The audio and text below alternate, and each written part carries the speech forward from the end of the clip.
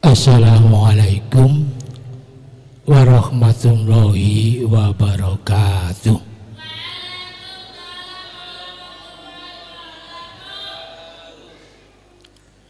Sepindah malih kula kepingin sumerep sewantenipun bapak-bapak. Pawanten iku malah adik-adik lho. Assalamualaikum warahmatullahi wabarakatuh.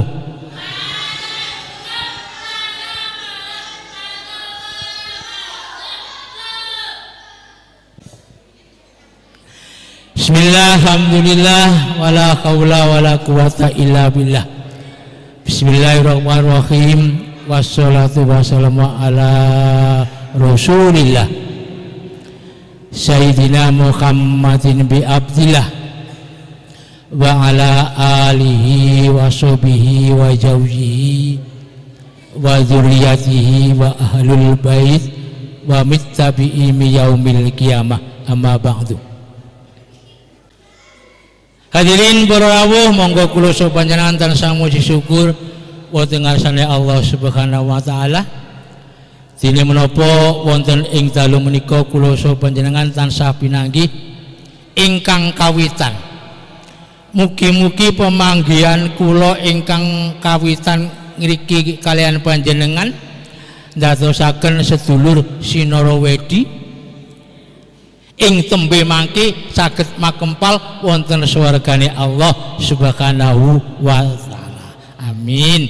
Kelawan hum ajwajuhum il araiki muttaqiun. Selamat salam bagi kaunjung wonten ngarsipun Kanjeng Rasul Muhammad sallallahu alaihi wasallam. Ingkang sampun maringi tupi patulodo arupi ajaran agami Islam sehingga kula panjenengan sedaya saged nglaksanakaken sesuai kalian tuntunan ingkang dipun garisaken kalian Gusti Rasulullah sallallahu alaihi wasallam. Allahumma sholli ala Muhammad. Mboten napa-napa ingkang sampun nerami unjukan nggih saged dipun unjuk. Ayo adik-adik Banjari kene ah. Sebelahku kene karo kene gak apa-apa. Ngono ya. Perkara ngaji Isra Mi'raj gampang. Wong Isra Mi'raj iku kedadian wayah wengi, dadi engko ngajine masih bengi ya gak apa-apa. Pasti ini bapak-bapak lu ya selo ngantuk ya arek-arek. Kene kiri apa kanan? Kuno ah. Alhamdulillah, alhamdulillah, alhamdulillah. Iya, iya. Heeh. Wis terbange disiapno. Heeh. Iya, iya, heeh. Alhamdulillah. Lho, delok putra-putrane koyo ngene lak yo gayeng ah. Alhamdulillah, muga-muga dadi anak soleh lan solehah. Migunani tumrap musuh kelawan bangsa. Bekti dhateng tiyang sepuh kali taat menggawe agami. Allahumma amin.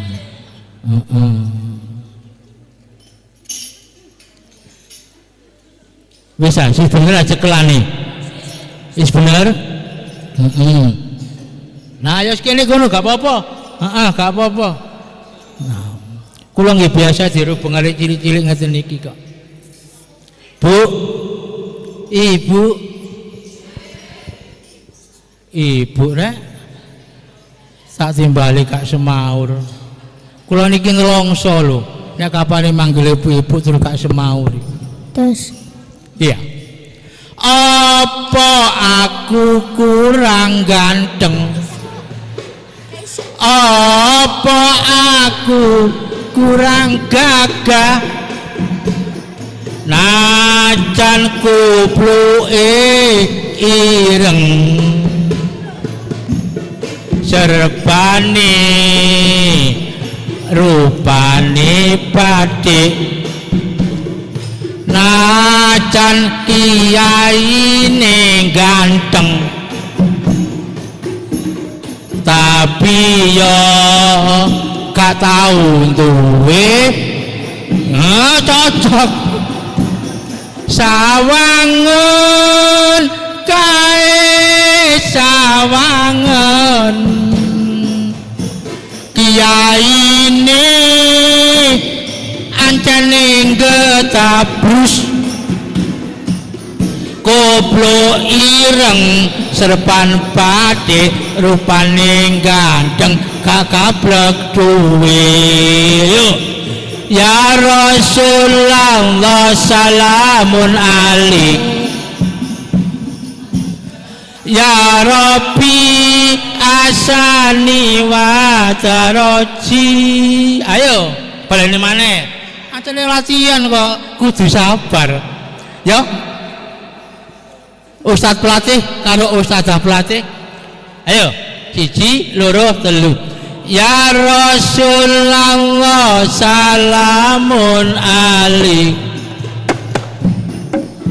ya Rabbi asani wa taroji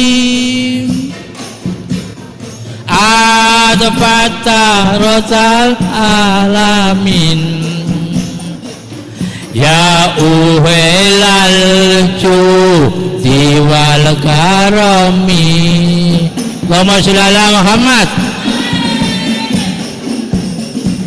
stop oh kepingin terus loh arek kok sak menten ngaten iki lho nek diterapno kaya ngene seneng sama takon lah kan sing ngantuk malah sing buru kono sing ngantuk Allahumma sholli ala Muhammad ale Bu tak celuk maneh kiai ini kok endel sing diceluk kok Pak Bu jare bapak engko dhisik ana bagene dhewe-dhewe sampeyan dirawuhaken tenggene masjid ngriki khususe RW 1 lan RW 2 informasine mang Pak Yunus karo Pak Salim nggih lah niate ngaji iki nggih napa mboten Bu nggih mosok katene teplek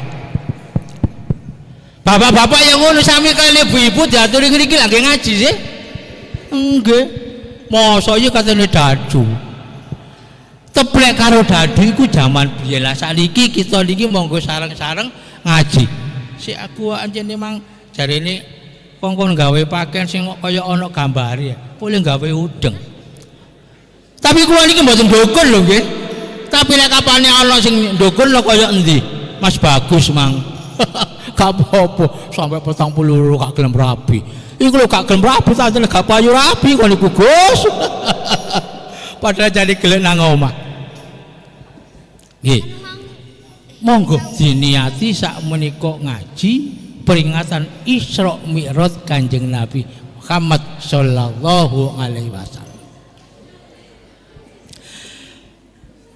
sedulur celep teko ngaji mengeti Isra Mi'raj Nabi muga Gusti amberkahi Kanjeng Nabi paring syafaat Allahul Kafi Rabbunal Kafi Qasadanal Kafi Wajadanal Kafi Likulil Kafi Kafanal Kafi Wanimal Kafi Alhamdulillah mana Allahul Kafi Rabbunal Kafi Qasadanal Kafi Wajadanal Kafi Likulil Kafi Kafanal Kafi Wanimal Kafi Alhamdulillah Allahumma sholli ala Muhammad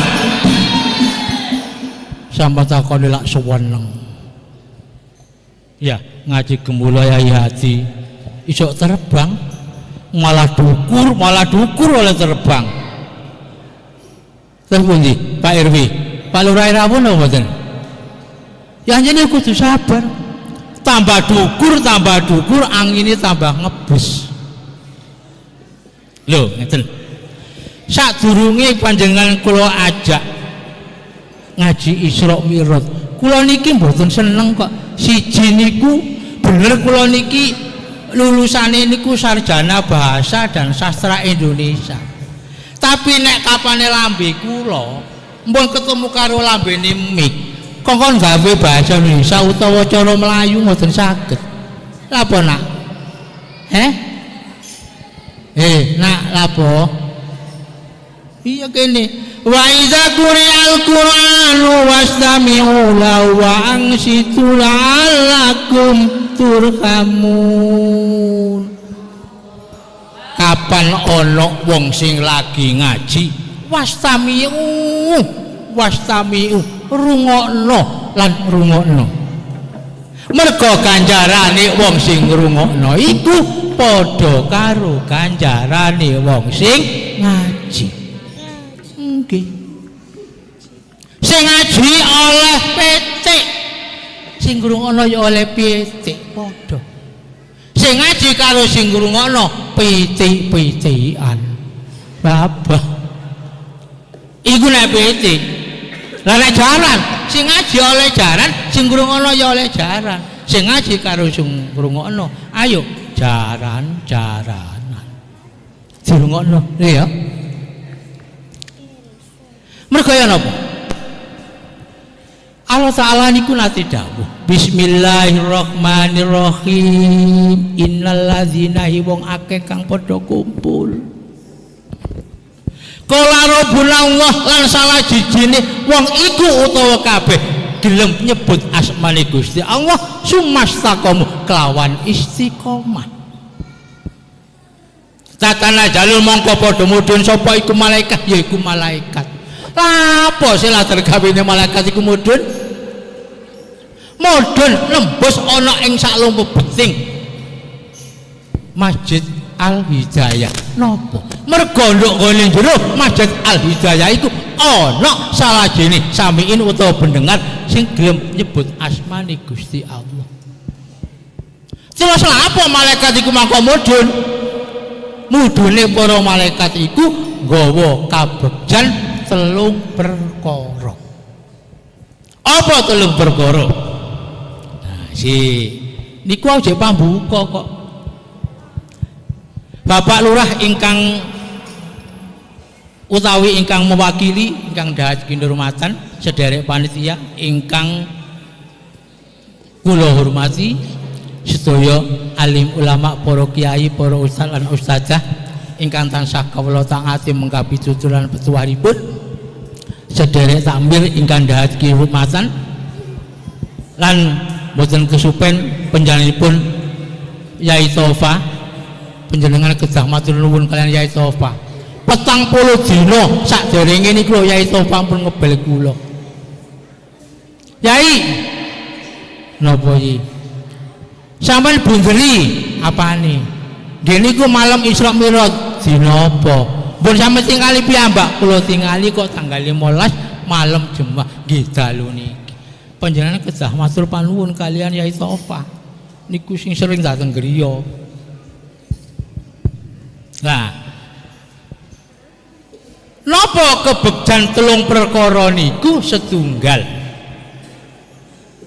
Diwakili kalian malaikat Jibril sujud enten ngarsane Allah Ta'ala, gak ngangkat-ngangkat selirane kapan wong ana jerone masjid lan ingkang purun mirengaken niku gadah kelepatan.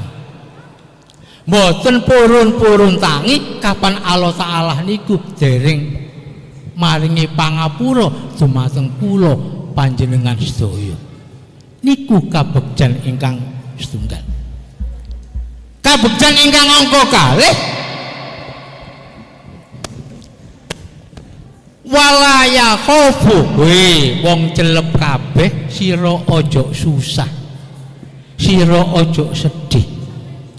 Kang den wakili karo malaikat Mikail sujud ana ngarsane Allah Ta'ala gak bakal ngangkat selirane nek kapane apa sing dadi penjaluk sampeyan. Endi bagus mang? Ih bagus ngono kene ih. Nek kapane kepengin rabi. Malaikat Mikail niku lho mboten ngangkat-ngangkat awake salagine durung jamaah sing ana jero masjid iki dikabuli, diijabahi napa sing dadi kekarepane. Niku sing nomor kali. Ingkang angka 3 diwakili karo malaikat Ridwan dodono wa abasiru fil jannah iku lho kaplingan swargamu wong celep. Panjenengan iki kala wau menawi sampun nyebut asmane Gusti Allah Ta'ala lantaran karo malaikat Ridwan wis gadang swarga kalian panjenengan niku bijang menawi sampun sami-sami katimbalan wonten ngarsane Allah Ta'ala. Lah jane ya wis dikersakno teko lho kene. Enten tetembungan ngeten. Ndi rek Yai Tofa iki rek. Lah iya, gak kurang kopi, gak kurang susu coklat. Wedang jahe gurung disuguhno. Gak kurang kiai lho, gak kurang ustad. Wong dapurane kaya ngene lho kok dibutuhno. Lah wong anyel wis kadung teko kene, ya apa maneh ya. Ya, Allahumma sholli ala Muhammad. Kaya ana mrutu iki. Wis. Berarti mrutune sayang kalian kula. Hadirin, kula yakin kalau kula sampun dipun paringi pitutur penasehat kalian kanca-kanca panitia lan takmir lan dipun siseni kalian Pak RW 1, Pak RW kali bilih jamaah ingkang dumunung wonten celep mriki sampun meh saabad. Nggih mboten meh saabad, wis saabad. Nggih, saniki taun 2020. Aduk piadiki jamaahe ae wis 1920. Banjur setahun NU ngadeg tahun 26. Niku mawon monggo dipun uri-uri minangka amal panjenengan dhateng para anak putu. Berarti ya wis kurang luwih 100 tahun. Nah, monggo enten cerita ngeten. Tahun 632 Islam niki lho sampun wonten nggene tanah Jawa. Tanah Jawa niki rumiyin kados tanah Jawa kalian Bali dadi situk. Enten cerita istilah segara rupok. Lah, Jawa kalian Sumatera inggih dados tunggal kala riyin. Enten ngriku enten kerajaan namine kerajaan Sarondip. Tahun 632 Raja Sarondip niku krungu Panglima nyeluk Panglimane inggih Sang Raja Dik dirungono ngene salah ae wayahe kate ndekon maju karepku ya kabeh sik melok maju ngomong nang Khalifah Umar bin Abdul Aziz nek ancene Islam iku wis ana nggone tanah Jawa. Kongkon mrene. Cerita lono. Nek kerajaan Sarondip iku kerajaan sing ana tengah-tengahe segara. Pintu gerbange diapit 20. Pasukan perange iku akeh 5.000, pasukan gajahe iku 2.000. Bidal sang Panglima kala wau manggihi Umar bin Abdul Aziz matur sing kaya ngoten niku langsung ditekakno akeh 23.000 kepala keluarga dateng tanah Jawa amblas pejah sedaya.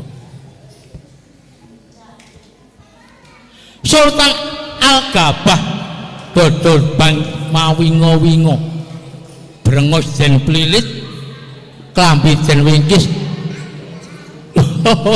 aku mang selawatan kalon wis gak apa-apa gawe ubur ampen jare kiai nek nyocot tok gak ngombe engko suarane ya serak 23.000 kepala keluarga wancik tengene tanah Jawa telas doyo. Sultan Al-Gabah saking negeri Rom nekakno maneh 17.000. Lho niku lho kantun 200 dhateng tanah Jawa. Akhiripun ditekakaken malih namung 17. Enten sing ngarani 13, enten sing ngarani 15, enten sing ngarani 17. Kula 17 mawon. 17.000 ditekakaken tengane tanah Jawa. Nggih ngoten. Situk tok sing urip nggih niku Syekh Subakir. Utawi Sayyid Al-Bakir Al-Husaini yaiku Syekh Subakir. Nggih niku sing mangku ananing tanah Jawa. Dadi nek dipikir Islam ngene tanah Jawa niku empun enten kebiyen. Mok wae wong Jawa tasik mencep nek kapane krungu Islam. Enten cerita sing nomor 2. Arikalane Mbah Ibrahim Asmara Kondi niku ngancik tanah Jawa angsal 3 wulan sedo. Wonten kampung Gisik, Kecamatan Talang, Kabupaten Tuban. Supaya Wali Songo niku jangkep songo, putrane kang arane Ali Rahmat nggih Sunan Ampel ditunjuk dadi pimpinan para wali.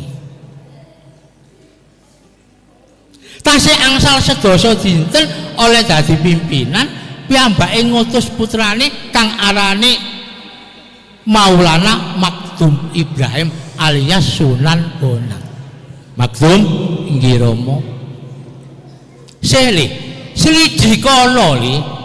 Slidikono suwene 800 tahun nggih 6.332 kala wau Islam iku lho kok diencepi wong Jawa iku lho ana apane. Bidal Maktum Ibrahim di Sunan Bonang liwat Gresik ngene Surawiti. Enten Guwa Surawiti niku kok krasa panas. Sunan Bonang niku wong ilmu basariyae mumpuni bareng krasa panas. Sapa ana jeroning Guwa Surawiti? Kisana lamono sliramu iku krungu apa sing tak batin jajal sliramu metu. Barang metu ana parigawe apa? Kisana kok nimbali aku sing lagi turu angler ana ing jero guwa. Ya. Aja dadi-ati Kisana. Jenengmu iku Brandal Lokajaya. Apa sliramu kok ana ngene jero Guwa Surawiti? Bareng Brandal Lokajaya nyumrepi agemane Sunan Bonang kok pating klebur. Luwe-luwe bentunge kok kaya teko kedadian saka emas. Bekiyake trumpahe kok teko emas, gak leren ditakoni langsung direbut. Diroyok rusuh direbut wani. Oh alah. Said kaget Brandal Lokajaya. Lho kok ero jenengku? Wong atase ngene lho kok wangi ngrebut. Ya iki teken iki pentung. Lah iki trumpah. Gak oleh ya tak jaluk, gak oleh ya tak jaluk jare Raden Said. Ing atase ngene kok karepno, saiki geloken ana kiwa tengenmu. Bareng diputingali Raden Said, kolang-kaling aren jambe klopo kabeh padha dadi Mas Picis Raja Brana. Wis mboten ngreken anane Sunan Bonang terus melampah merga ditugasaken ramane inggih menika nyelidiki ana apa Islam ngambah nangone tanah Jawa suwene 800 tahun kok diencepi. Iku ana apa? Diselidiki. Kesaru dening kesengsemi Raden Said kala wau akhire apa sing ana ngene sekelilinge niku rupa emas digembol kabeh. Bareng wis digembol kok balik rupa apa anane. Digoleki. Sik ya Dik, nak ya dirungokno ya. Emang diaturi karo Pak Sekretaris ya apa dikon ngrungokno. Nggih ngeten iki lari alit nggih. Barang ditututi ketekan. Mbah Guru, ya napa kula sampean aku murid. Wala Said. Nah ancene singkat cerita mawon. Engko Isra Mi'raj gampang, jam 12 bengi. Mergane Isra Mi'raj niku lakune lengsir wengi. Kula tak ngaji Jawa mawon iki. Mergane enten request kaya ngoten. Kersane panjenengan iki wong Jawa sing eruh Jawane, aja wong Jawa sing Jawil, aja wong Jawa sing Jawal, tapi ayo dadi wong Jawa sing Jawani, Jawa Jawi. Kula singkat. Mergo Jawa niku enten 3. Setunggal Jawa Jawal, nomor 2 Jawa Jawi, Jawa Jawil, nomor 3 Jawa Jawi. Jawa Jawal niku sing ya napa? Ya wong Jawa. Sing biasa niku mboten seneng kaliyan kahanane iki ana bangunan candi, ana patung, ana reca, ana pagere candi, iku senengane ngrusak. Dadi wong Jawa dhewe sing niku sing diwastani Jawa Jawal. Lah Jawa Jawil sing napa? Ana kancane nang pasar. Ida maca pat nanggone Padepokan Jenggala Manik. Mbahkan lapo? Mbok turu-turu ae ana ndok omah karo bapane arek-arek. Lah sampean ya apa yuk kah? Lho, kon gak ono ta? Ambung iku lho, ana Isra Mi'raj. Apa maneh kaya nguni lho. Lah apa enak-enak adem-adem kaya ngene mbok mlungkre kok ana omah. Gawe napa? Wis gak tak omong ngono, sampean batin dewi. Lho, sing gethok tulan iku lho wong Jawa. Niku jenenge Jawa Jawil dijawili. Sing pantes niku nggih Jawa Jawi. Ngerti? Wong Jawa iku Jawa iku luman. Wong Jawa niku welas asih. Ngoten nggih? Nah, kedap kula wau ning gresene paringi request ngoten nggih. Kula wau kula kalahi ndamel tetembangane Sunan Kalijaga. Sing diremeni kaliyan panjenenganipun jeung Sunan Kalijaga. Napa niku sing diremeni? Sabar mawon. Nah, nggih niku dandang gula. Niku remenane lelengane jeung Sunan Kalijaga. Jajal. Panjenengan cek sumerap ciri-cirine wong Jawa. Niku enten tembangan ngeten. Tanah Jawa ingkang loh jinawi. Lho, Yai kok ngerpek? Maca pat niku mboten saged dikarang. Mboten saged awangan. Mangkane jenenge maca pat ya kudu diwaca. Mergane ngriku enten paugeran, guru gatra, guru wilangan lan guru lagu. Nggih Yai nggih? Nggih. Lah niki kedah minangka pembelajarane adik-adik cek gak lali Jawane. Gemah ripa kang kerta raharja san melok Padepokan Jenggala Manik salah. Ngriku enten gelar maca pat. Panwelas asih arane. Banjarene siap lho ya, caping gunung.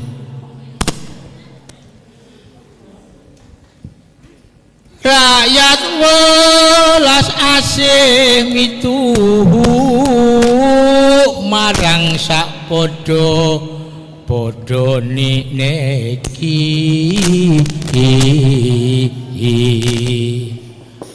Luwarga tansah ngalah ngendikane alus.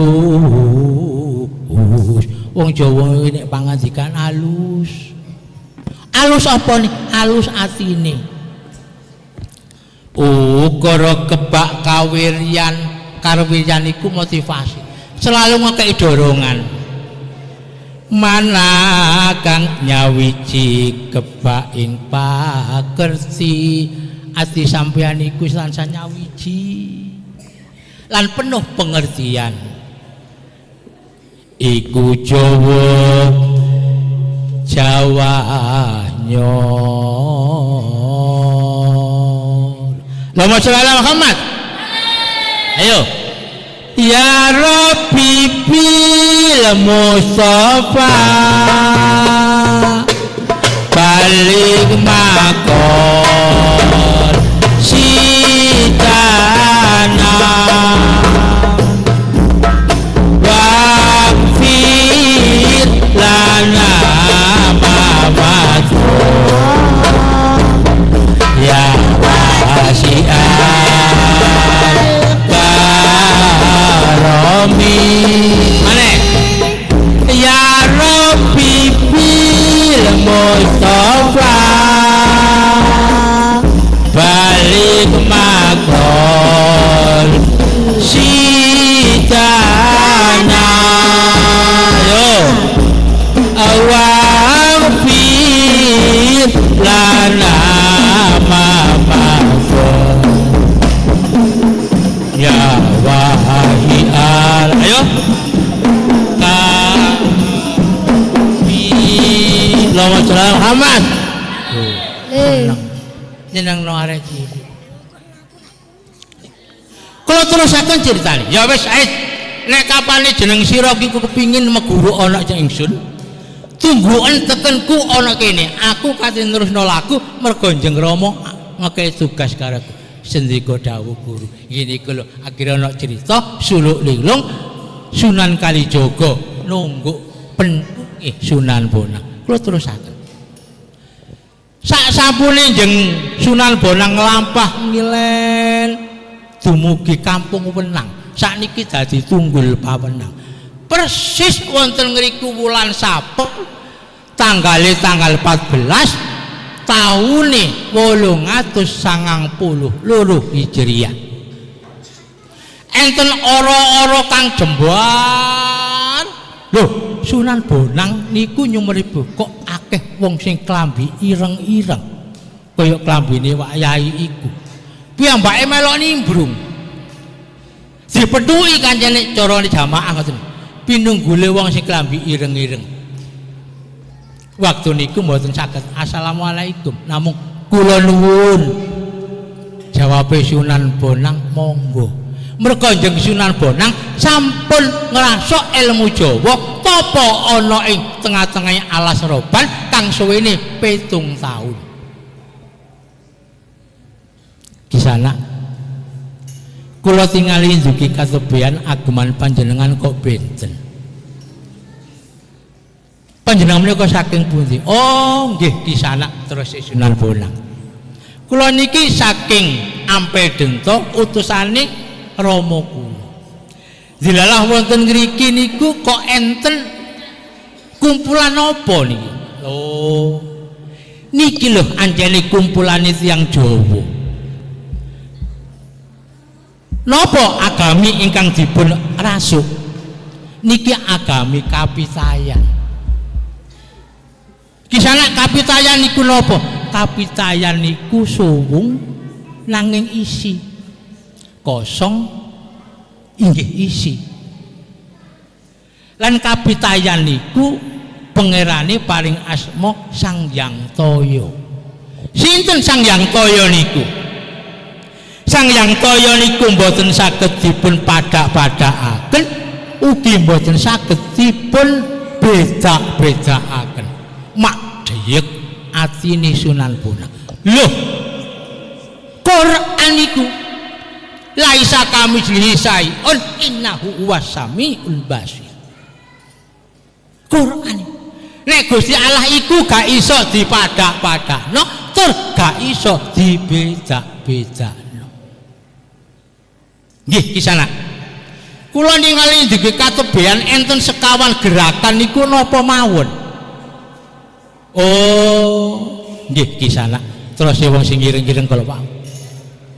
Gerakan ingkang angka setunggal niku ngucap sendakep asta suku tunggal blek kaya mati-mati ngadeg. Sendakep nyawiji asta tangan suku sikil tumemplek blek. Lho, jari Sunan Bonang. Iku lak takbiratul ikram iku. Lho niku Allahu Akbar. Terus tangane sendakep. Lah nek wong Jawa ngarani suwandikep, tulajek suwandikep, ngadeg jejeg karo sendakep. Salat iki batine. Terus ingkang angka kalih. Ingkang angka kalih niku ngucap dulu puncaking grana. Dulu ndeleng puncak pucing grana eru. Anane delok irung terus nyekel dengkul niku kisanak kang diwastani tumungkul deyek maneh lho rokok iku lho nggih pun ingkang angka 3 ingkang angka 3 niku kelawan nyebut Emut Purwa Duksila. Emut ateges eling purwawitan duksila pungkasan. Nggih niku kawastanan tandem. Napa tandem niku? Mlungkerisipun nang jabang bayi ana guwa garbane sang ibu kelawan 9 dina 10 dina banjur lair coer kasanding sedulur 4 5 pancer. Kakang kawah adi-ari hari getih kelawan puser. Deyek ngoten batine Sunan Bonang. Loh. Sujud iku nek ngono. Sujud. Sujud kaya mulung keris ponang jabang bayi arikala cumondhok wonten guwa garbane sang ibu. Kang suwene 9 wulan 10 dina banjur lair coer. Tembange tembang wijil. Ning sadurunge iku mang ana tembang arane Mas Kumambang liya dina mawon. Kok gak saiki pisan sih Yai? Engko cekak ngantuk. Ya. Pun. Saniki sing angka sekawan. Sing angka sekawan iku tulumpuk. Napa tulumpuk? Klumpuk sipun nang jabang bayi. Istilah wong Islam niku duduk tawarruk. Longguh antaraning dua sudut kelawan nyebut Rabbik firli warhamni lan saterusane niku enten 8. Nggih niku lho sing diastani Hastabrata. Hastawalu brata lakune wong urip iku aja sampe ninggalno 8 perkara. Nek wong Islam arane nggih Rabbik firli. Duh Gusti kula niki panjenengan sepur lan sak pinunggalane ngantek wa'fu ani panjenengan paringi maaf ing kula lho niku. Sampun menengaken kula sampun paham. Saknalika Sunan Bonang boten kuwat manahipun langsung sakedheping netra dumawah wonten Ampel Denta kutha Surabaya jelem kana tabuhane wanu ya ana mboten apa-apa. Waalaikumsalam pun Romo sampun pinanggih sampun sumrap bundelan apa tibane wong Jawa kuno ajaran kapitayan niku asline pun Islam. Lho kaya diarani ngono cerita kaya kala wau boten kula baleni maneh. Mok ae kantun 3 perkawis ingkang taksih dipun lampahi napa niku durung disunat, durung dijak maca syahadat, durung dikenalno Al-Qur'an. Mok niku tok cirine. Oh nek ngono bener omongane wong tuwa-tuwa biyen. Nek nggone tanah Jawa iku Islame wong Islam. Yo niki. Milanipun leres panjenengan wonten ngene Desa Celep ngriki menika desa sing tuwek jane ngoten. Kula dipun sanjangi para pinisepuh ing ngriku wonten punden. Mbah Remis mbokne Syarif. Lho, napa punden niku mboten kene demet? Salah nek kapane ana sing ngarani. Punden niku nduki tembungan omongan sing api-api dipundi-pundi banjur wong iku mangsedo disarekno ana ing panggonan iku dipundi-pundi makane jenenge punden. Sen. Allahumma sholli ala Muhammad. Tasik dereng ngantuk Bu nggih? Dereng. Nggih. Niki lho tasik pembukaan. Isra Mi'raj tasik durung. Aku mau dibantu-bantu kuno karo sutradara. Lho ngono lho iki kok gak ngekek kabar sadurunge. Lah lha apa sih alus dadakan ae. Lho masih kaya ngono piye apa galen sinau ta? Para rawuh. Asal usule kok ana mara-mara kedadan Isra Mi'raj boten kula gabung. Nek wau niku kula niki ngaji Jawa. Ngaji budaya, sakniki ngaji agama. Mergone terus enjing Sunan Kalijaga. Agama karo budaya aja sampai dadi siji. Sampai besok dina kiamat gak bakal ketemu. Jarno budaya cek liwat budayane, agama cek liwat agamane. Lah sakniki monggo ngawiti Isra Mi'raj. Sembarang niku enten asal usule jare Yai Tofa ngarani anake asbabul wurud, asal mula. Sekedap nggih. Nah. Suwe-suwe kok ya cerak aku. Nggih. Nyuwun sewu Bu nggih. Nyuwun sewu.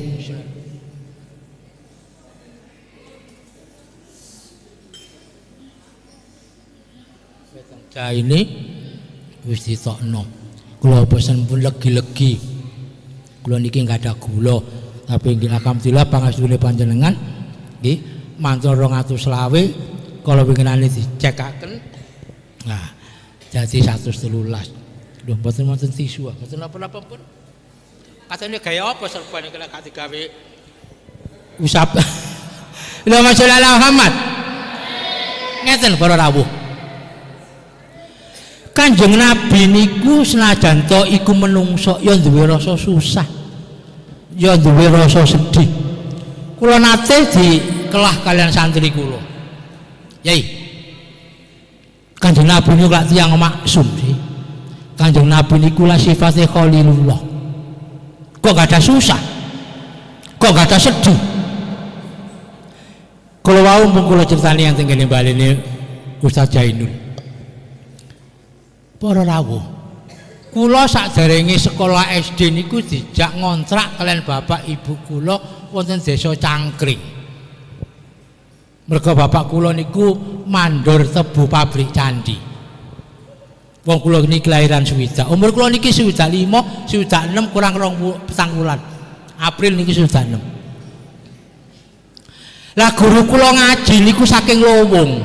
Namine Mbah Jalil yang Jalil sepuh niku nek budal tenggene Cangkring niku mantun lohor. Lah ing ngriku kula niki diijazahi nazom. Ayo siap ya. Nazome ngeten. Muhammadum basarul lakalal basyari Baluwa kal yakutil bainalil khajari. Ayo siji loro telu. Muhammadu tak lil khajari Baluwa kal yakutil bainalil khajari. Maneh Muhammadun basarul lakalal basyari Baluwal kalyaku tilbayla lil kajari. So kok ae meneh napa niku tegese? Kanjeng Nabi Muhammad iku manungso nanging ora kaya lumrahe manungsa balik Kanjeng Nabi iku kaya inten campur karo watu iku dudu inten ayo Muhammadin basarul lakalal basari baluwal kalayaku tilbainalil khajari Allahumma sholli ala Muhammad. Bu caloni penerbang kelas dunia iya ojo bedot-bedot oleh latihan ya sing latih yang ngono ojo bosen-bosen arek sakmene iki wis kudu ditutno apa karepe mun rancak niku wong kula mimpin Banjari ngene kampung kula niku mawon ibu lho niki lho mun rancak mbok sadurunge latihan padahal niku lagu gorong tau dunano kabeh pokoke iso nabuh mboten mawon mboten napa-napa Allahumma sholli ala Muhammad. Jawab pitakon kula wae Kanjeng Nabi niku menungso nanging gak lumrahe menungso ya duwe rasa sedih duwe rasa susah ning sedih karo susah iku gak diketokno sing roh Kanjeng Nabi kalian Allah Ta'ala kenapa kok sedih mergo ditinggal sedo garwa kinasih kang paring asma Bunyai Khadijah radhiyallahu anha mboten enten tempat kangge mengadu saben mantuk di majelis taklim niki mesti wadur teng bojone dik aku malu karo wong kafir Quraisy dinyek digrecek oh gak saya walah Kanjeng Nabi terus Siti Khadijah waktu uripe panjenengan sabar mawon bondo kula pasrahaken panjenengan kangge siar agama ora mung bondo donya tumekane nyawa kula serahaken iya di aku ya wis ngerti ning redene Siti Khadijah sedo mboten enten tempat untuk mengadu jare arek nom-noman sedihku rasa berpisah denganmu karena tiada tempatku mengadu jare lu sing ngono jarene sederek samir iki lho jero masjid kok ndandutan gak apa-apa kok gak purno wae lah mboten nggih Bu nggih lho gak wani semaur ibu-ibu kuwatir dipa itu mboten napa-napa anjene kula nduwe bayangan ngene omah ngene kira kula Mojokerto udan angin pun mulai jam 12 sampai jam 2:30 iki golek budaya apa terus kula ngene bayangno ngene mobil ngopo ya kapan sekiranya udan bapak sih gak ana njaba ya ngene jero masjid ya gak apa-apa wong digawe niate siar agama kula terusaken durung suwe anggone sedo Bunyai Siti Khadijah sudah jatuh ketimpa tangga ditututi matine pamane inggih menika Abu Thalib pun kepalu ketutu Kanjeng Nabi wong kafir Quraisy ana negara Mekah tambah gak ana lerene oleh ngilang-ngilangno jomor kon Muhammad sapa sing bandani kon Siti Khadijah bojomu ya wis mati sapa sing nguwati sing ndekengi kon pamanmu Abu Thalib ya wis mati kantun Kanjeng Nabi kalian anak angkate sing paring asma Zaid bin Harisah Zaid inggih Kanjeng Nabi wong-wong kafir Quraisy ana nggone negara Mekah iki kaya-kaya wis gak semanggem karo aku sumerap semanggem Abu semanggem niku mboten semanggem niku mboten seneng saiki ayo pindah nanggone Thaif Thaif kalian kutha Mekah niku 100 kilo lho niku ana suku Bani Sakib sing selalu ngurmati lan ngajeni paman Abu Thalib mergo tandurane kurma paman Abu Thalib iku ana nggone kutha Thaif. Nggih, pun. Napa terus panjenengan kula dherekaken. Ditutno. Impiane Kanjeng Nabi buyar. Pojo-pojo kepingin lunga nang nggone Thaif ana kono, gak mung trima dilok-ilokno para rawuh. Disawati watu, disawati botok, sukune Kanjeng Nabi ngantek gobrah getih. Jitoke Zaid bin Harisah gocer kabeh mergo ngadat-ngadati Kanjeng Nabi. Oh, dibani koyo ngene ya basi. Loh, ningali kaya ngoten niku rumangsa pegel awake. Leren enten gene kebun kurma. Sing ditunggu arek wedok loro ya Sayyidah Ruqayyah karo Sayyidah Rabi'ah. Mergo arek wedok loro niku jejer kebun kurmane karo Abu Thalib. Lho enten ngriku niku ditekani malaikat Jibril. Kanjeng Nabi, napa saniki sing dadi panyuwun sampeyan? Kula perintah nih malaikat sing nunggu bukit Thaif supaya ngangkat bukit Thaif iku dibiyukno nang nggone wong Thaif. Ya napa jawab Kanjeng Nabi? La ojo malaikat kaumin la ya'lamu. Wong-wong iku jek durung ngerti apa risalah sing tak sampekno. Tapi besok ana nggone Thaif iki bakal cokol anak putune sing iso nrimo risalahku. Lho ngantos ndugi ngaten. Kanjeng Nabi mboten kok sawangane angel lho ketepuk niki apa sik mboten angel. Kok kula balak-balik aku mah jare kanjeng niku plukan lho. Kok dengan adane wong luar desa ae. Mboten napa-napa nggih. Sing penting lak risalah. Enten ngene ngriku Kanjeng Nabi ngangkat tangan. Lho niku lho para rawuh mangke panjenengan nyuwun ijazah ngene Kyai Sofa. Wong kula ruminggih diwuruki panjenengane.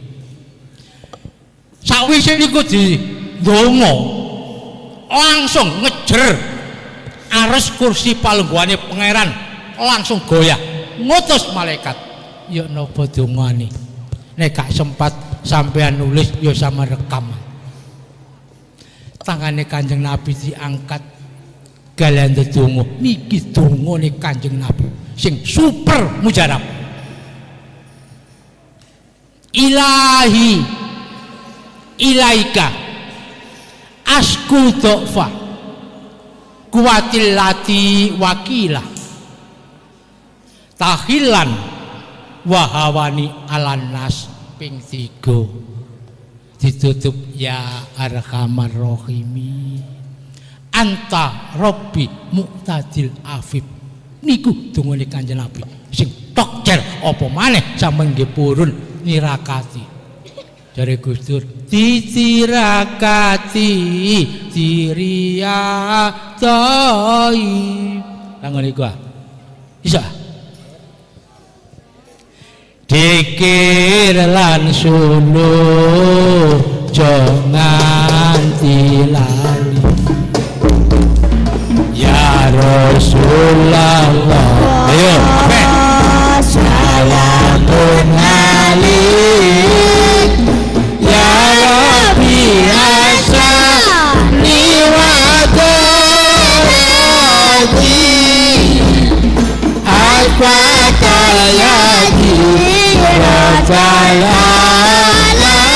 alamin ya khairal judi wal karami ya khairal judi wal karami. Al-Fatihah.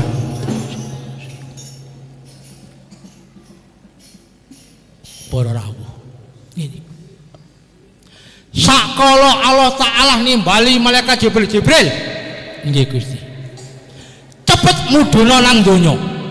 Muhammad kaya wis gak cocok ana ngene donya. Saiki ayo jangan munggah mrene.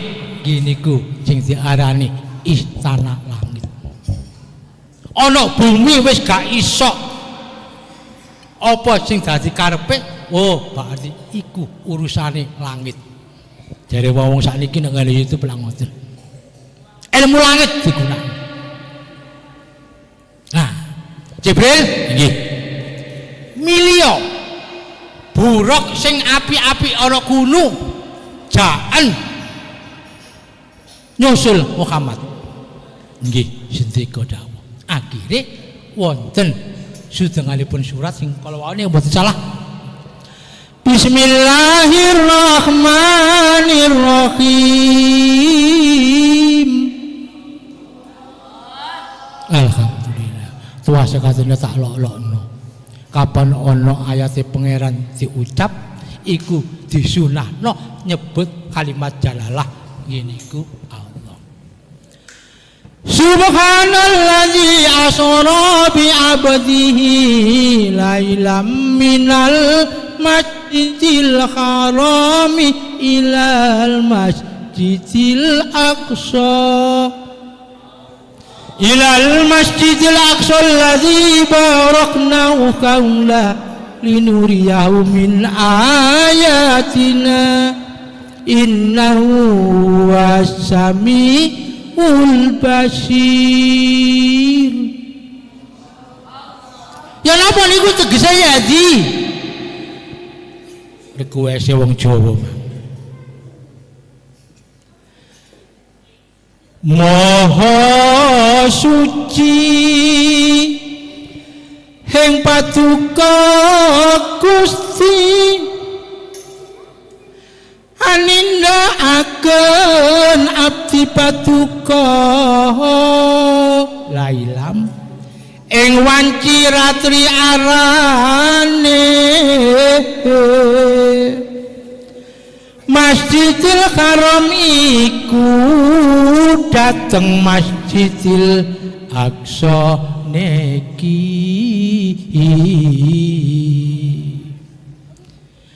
kelawan nitih buruk minggah langit pitu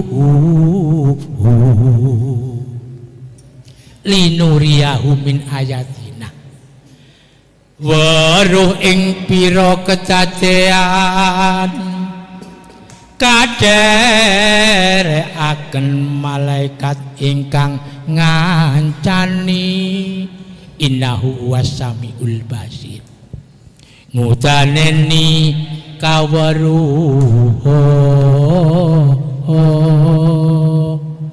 wis gak selawat maneh mau saping gunung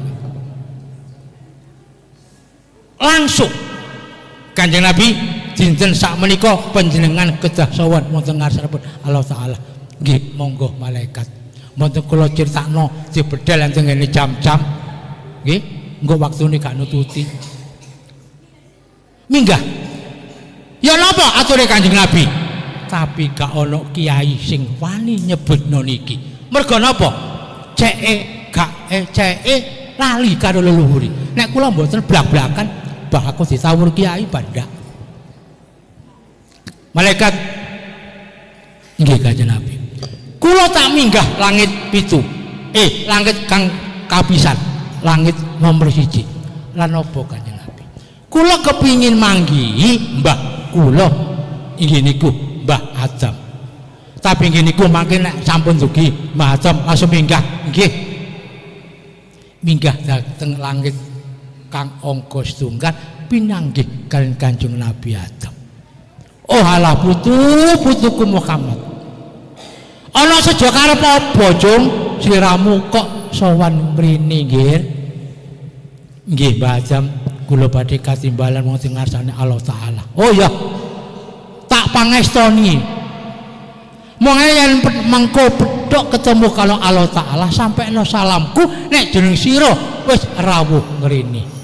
Sendika dawuh Kanjeng Nabi monggo ampun gedap malaikat ibaratnya malaikat Jibril ku kaya dene wong tukang ngegrep buruk minangka napa kendaraane sampai saniki bilanipun enten sing mastani ngaji Isra Mi'raj iku ngaji sing paling angel mergo gak ana seksi tur gak ana bukti Seksi lan bukti perlu dilaras cerita kaya ngene iki.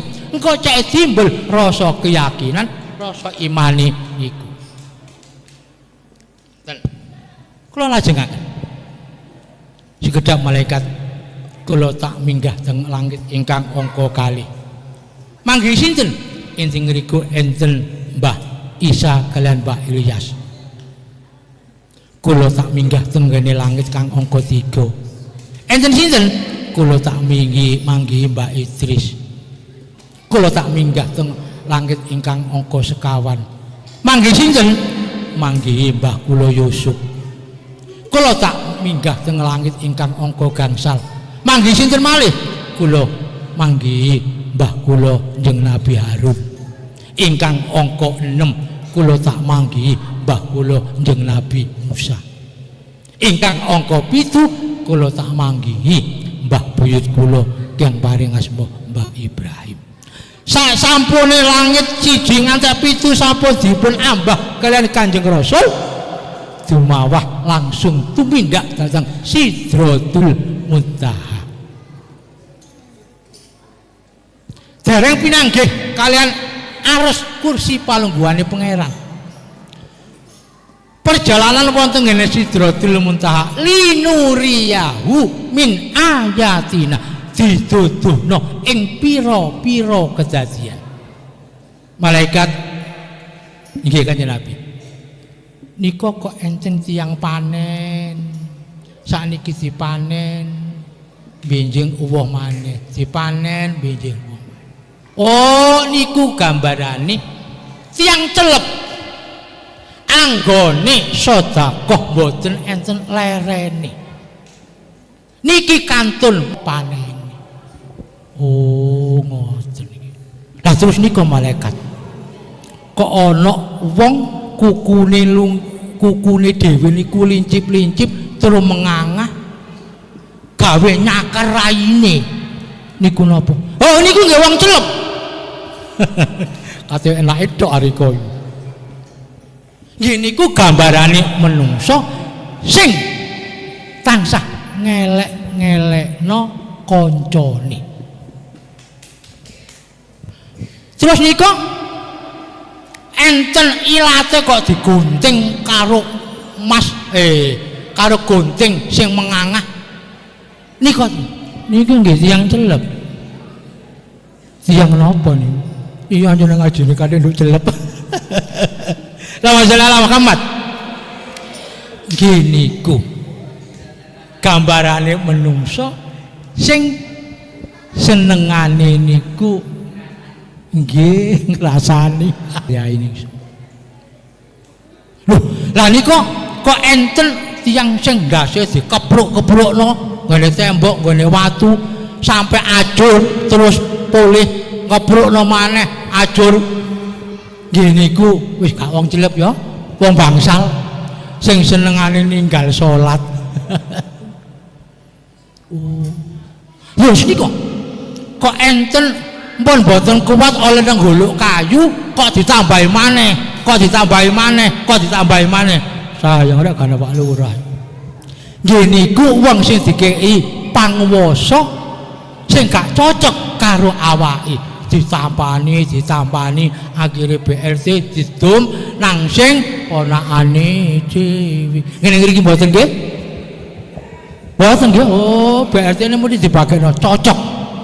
Ngene nggen kula mboten pamane, adikne, putune, anake oleh kabeh bertanya, "Rah, iki lho lah mantumu sih. Iki lah ponakanmu." Wong kula niku BPJ-ne. Pun saniku kula leren mergo cek gak katut-katut jarine tah ADD dana desa kate di audit karo KPK. Mundur ae wis gak tau oleh apa-apa. Nah, niku dumunungi dieruhno ing pira-pira kejadian.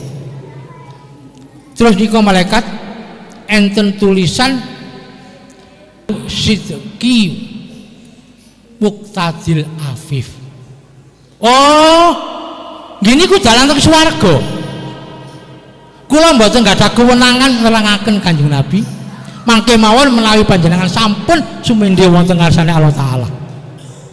wekdal mi'raj. Terus nika keentel faman khafa mawazinu wa ummuhu hawiyah. Oh, sing enten tulisan gapura niku dalan teng neraka. Niku nggih Allah Taala piyambak sing saged nerang. Lah saniki tugas kula, panjenengan sampun wonten Sidratul Muntaha, kula tak enten jawi, panjenengan mlebet piyambak.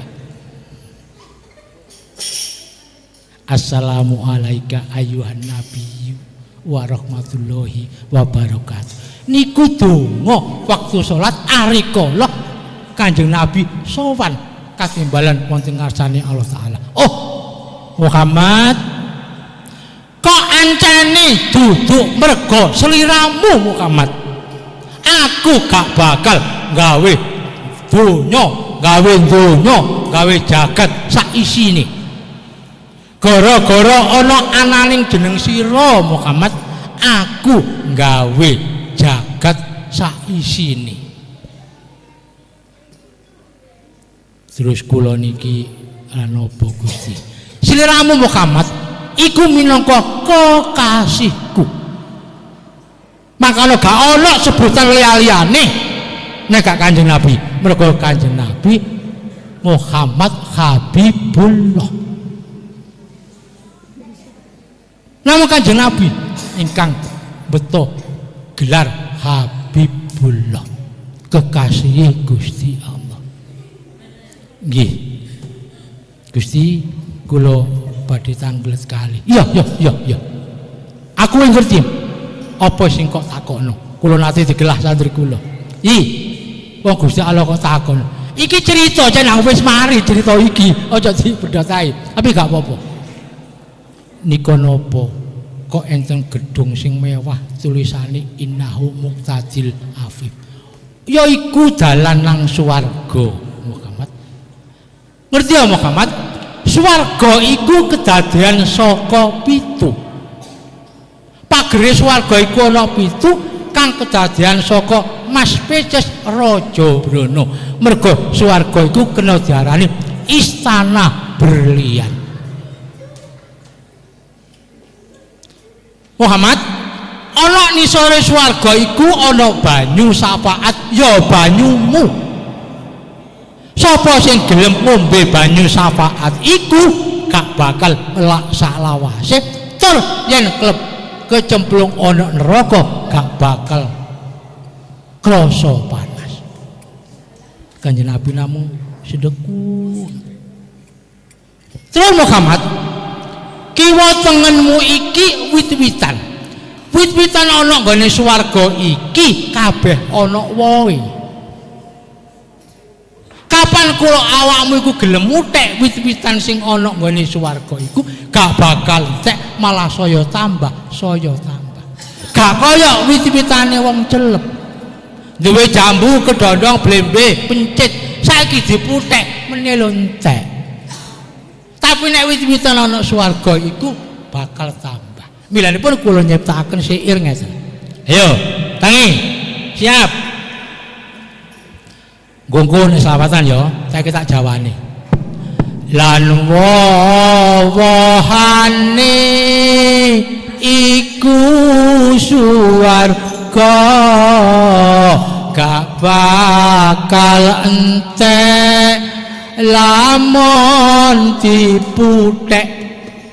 Swarga iku pagere 7 kanggo wong celep kabeh sing gelem itu. Monggo bareng. Salatullah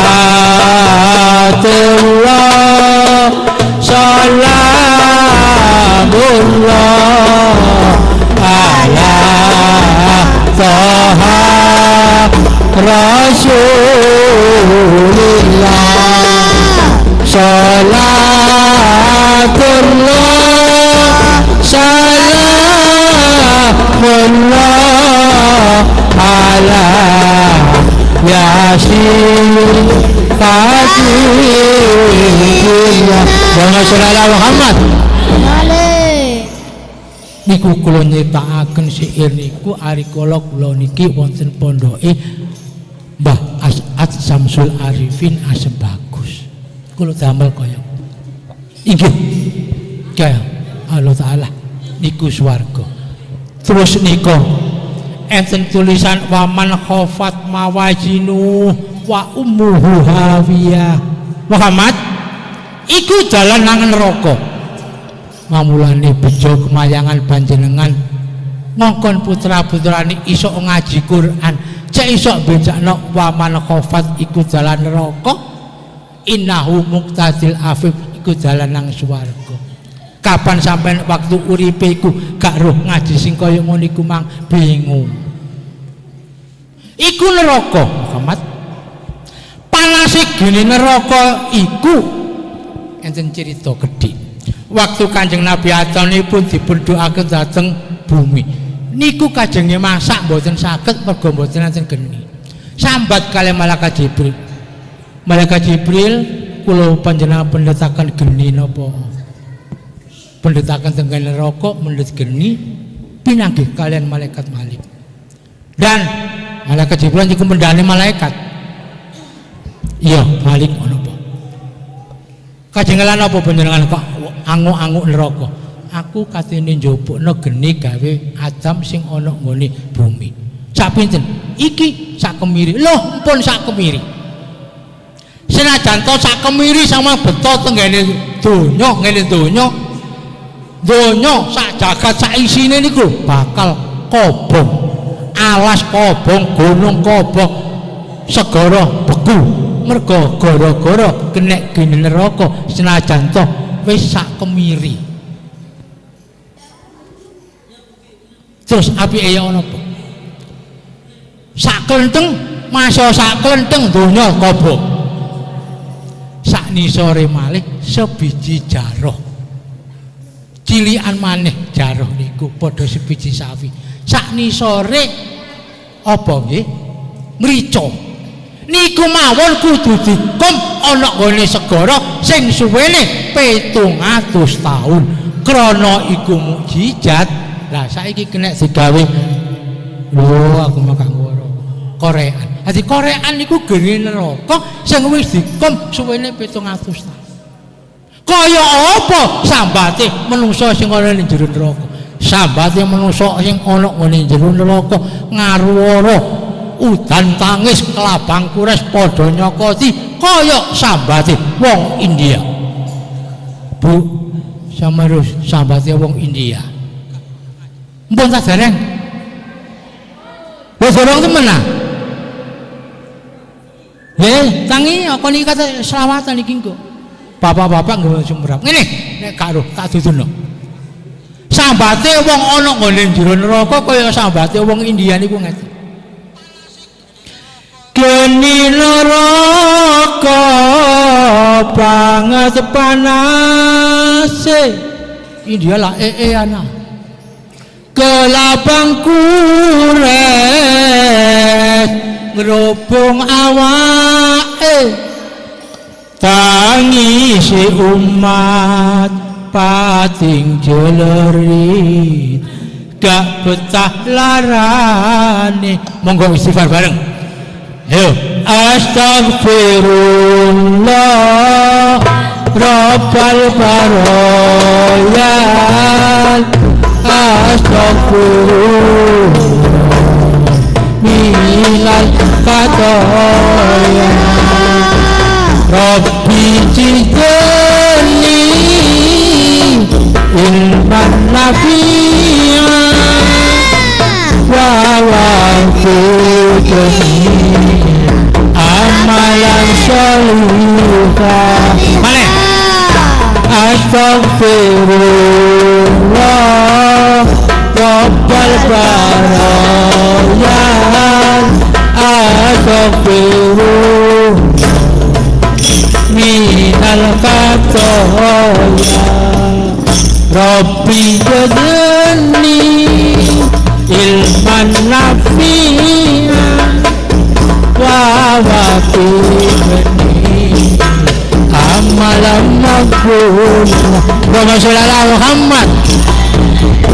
jarene adik-adik sing kene lho tiba iku kuwi tahi sasampunipun katimbala wonten ngarsaning Allah taala Kanjeng Nabi singkat mawon dipun perintahaken nglampahi salat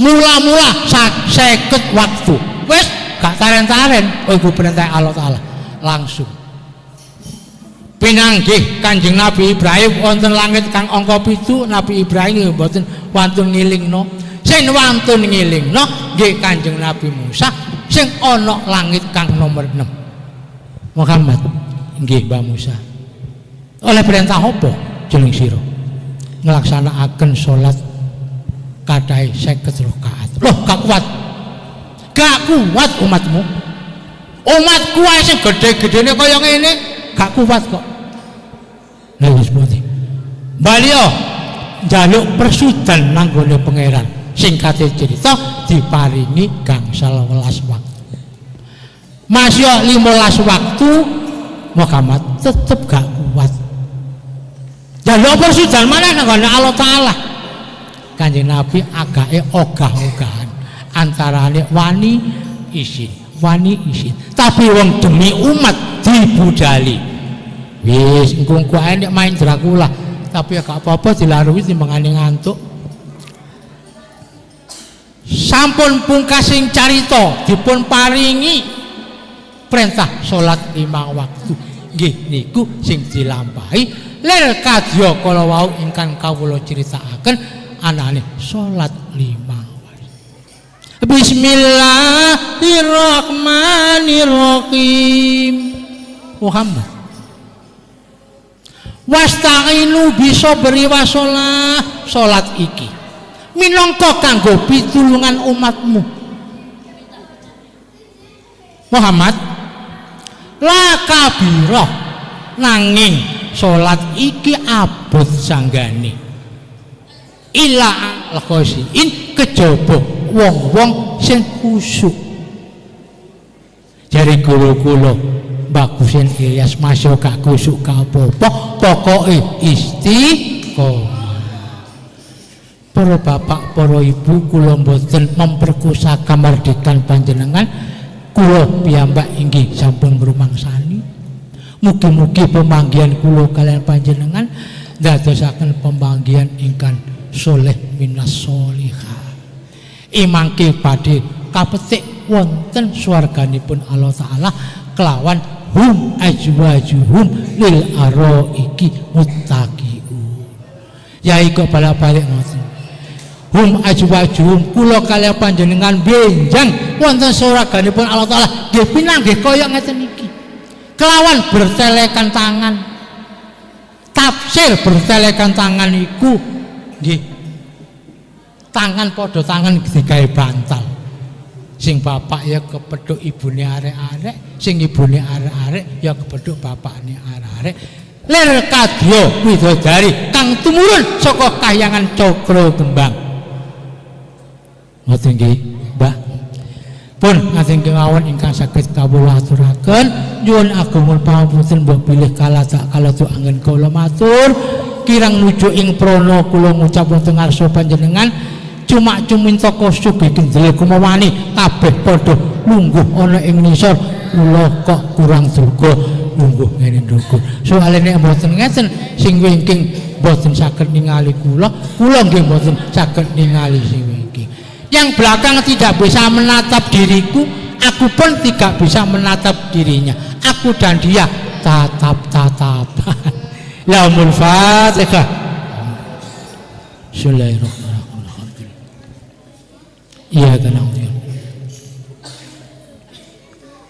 Allahumma sholli wa sallim ala sayyidina Muhammad wa ala ali sayyidina Muhammad antu sahabati rasul jamaah alhamdulillahi rabbil alamin asyhadu an la ilaha illallah astaghfirullah nas'aluka ridhoka wal jannata wa a'udzubika min syarrika wan nar Allahumma innaka afuwun karim tughfirul afwa wa'fu anna ya karim duh Gusti pangeran kawula kula kalian warga jelep namung saged nyadong asta kekalih nyuwun hidayah maunah barokah wonten ngarsa panjenengan Gusti panjenengan tebihaken sedaya sengkala wonten ing awak kula lan sedaya ingkang sami rawuh.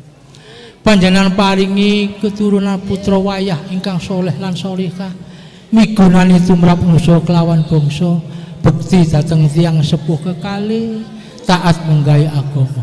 Duh Gusti pangeran kawula, panjenengan kabulaken sedaya panyuwun kawula, kasosine paduka ngabulaken donganipun para nabi dalah para rasul. Rabbana taqabbal minna inna antas samiul alim, atubtu alaina inna antat tawwabur rahim. Wa sallallahu ala sayyidina Muhammad wa ala ali sayyidina Muhammad walhamdulillahi rabbil alamin. Allahumma sholli ala Muhammad. Ayo, terusno baca ini. Allahumma sholli ala